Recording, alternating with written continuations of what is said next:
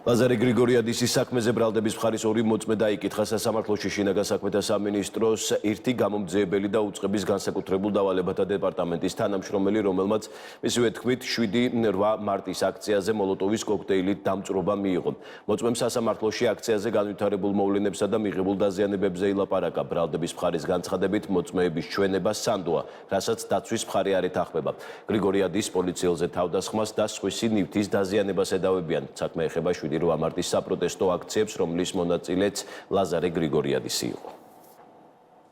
დღემდე არსებული მტკიცებულებების გამოკვლევის საფუძველზე ვერც ერთმა მტკიცებულებამ, ვერც ერთმა მოწმემ ვერ დაადასტურა და ვერ მიუთითა ლაზარე გრიგორიადისის ბრალეულობაზე. შესაბამისად, ვერ აკმაყოფილებს წარმოდგენილი მოცემულ სისხლის სამართლის საქმეში წარმოდგენილი მტკიცებულებები, გონიურეთში მიღმა სტანდარტს, იმ მტკიცებულებათა ერთობლიობას, რომელიც, რა თქმა უნდა, ობიექტურ პირს, კერძოდ სასამართლოს დაარწმუნებს ლაზარე გრიგორიადისის ბრალეულობაში. პროცესზე ბრალდების მხარემ გამოიკვლია მტკიცებულებები და დაკითხა მოწმეები.